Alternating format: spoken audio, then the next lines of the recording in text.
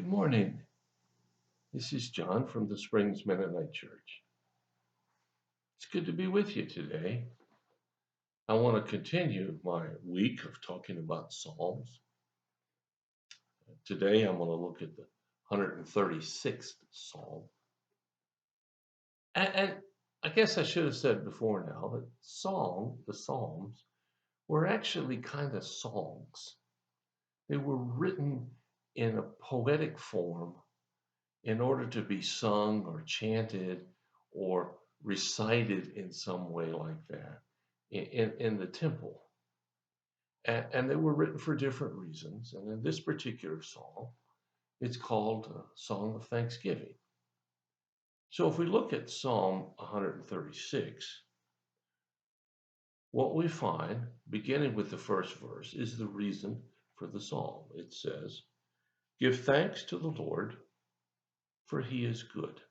Now, after each verse, there is the refrain, "His faithful love endures forever." And as you go through this psalm, you will see that. I'm only going to read towards the end of it, verse 23, and let's hear what it says. "He remembered us in our weakness. He saved us from our enemies. He gives food to every living thing. Give thanks to the God of heaven. His faithful love endures forever." Well, the very first verse tells us what the psalm is about. It's giving thanks and giving thanks to God. And why do we do that? Well, the passage says, because he's good.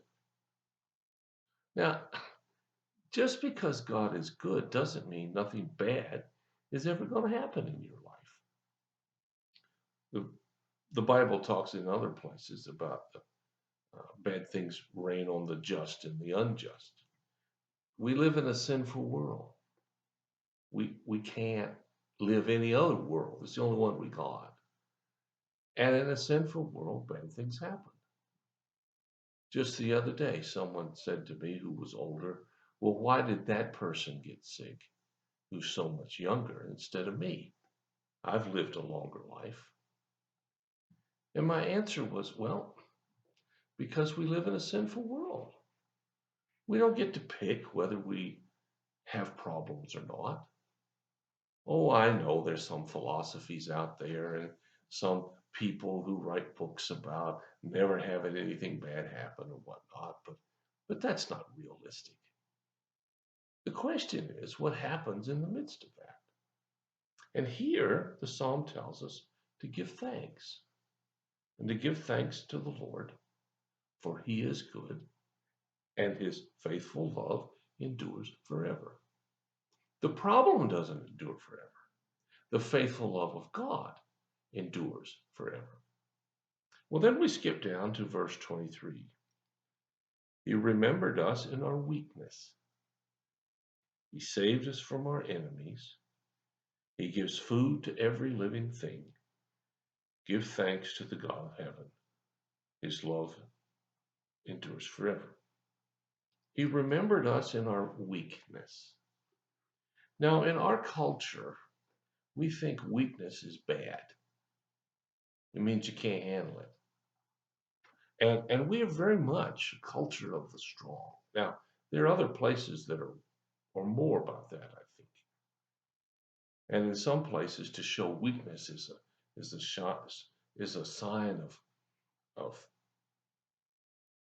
you're just worthless. You just don't show it.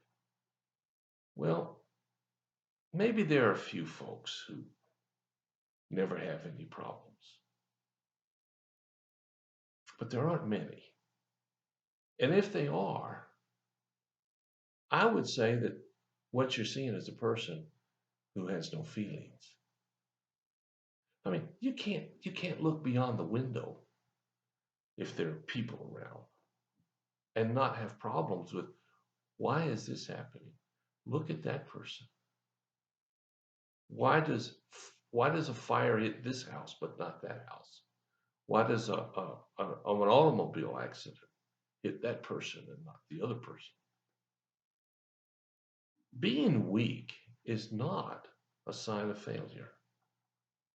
Well, I guess it could be, but in the context of here, it says that God remembers us in our weakness. When we are weak and we recognize that we need help, is when we will see Him at His best. As long as we act like we don't need God, I guess He's content to let us pretend that we're all right. I had a preacher friend who said to me years ago, my biggest problem is I keep forgetting that I need God to do this. He was really good at a lot of things. He was fairly charismatic. People liked him. People responded to him. He had a good voice. He could do all of these things. But he said, I have to remember that I need God. I can't do this on my own.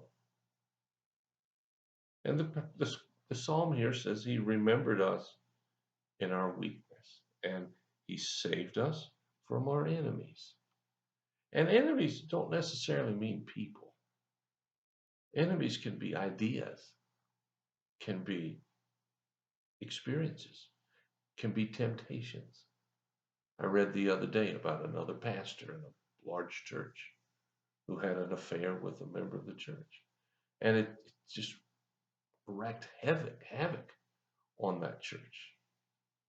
This person who was the leader, who was, the epitome for some, he was the very evidence of God,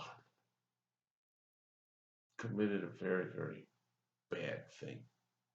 And it destroys his ministry, and it destroys his church, and it destroys the witness that we make in the world. So an enemy isn't necessarily a person. It can be something else. And I don't know what your enemies are. I kind of know what mine are.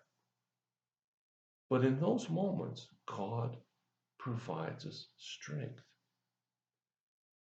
It says He gives food to every living thing. Well, I get hungry. Sometimes my wife says I stay hungry. That's not really true. But I have been known to eat pretty well. I'm not a skinny guy. I don't think I'm huge, but that's another subject. He gives us food. He gives us what we need in order to do what He wants us to do. When we give thanks to Him, when we acknowledge Him. The passage ends with, give thanks to the God of heaven. His faithful love endures forever. If you're struggling right now, if you're wondering where God is, take a look at this passage. Let the words just sort of sit on your heart. He's there, and He wants you to know it. Well, thanks for listening. If you have a concern or a need, let us know. We'll do whatever we can, as fast as we can, to help meet your need. Till tomorrow, have a wonderful day, my friend. I'll talk to you later.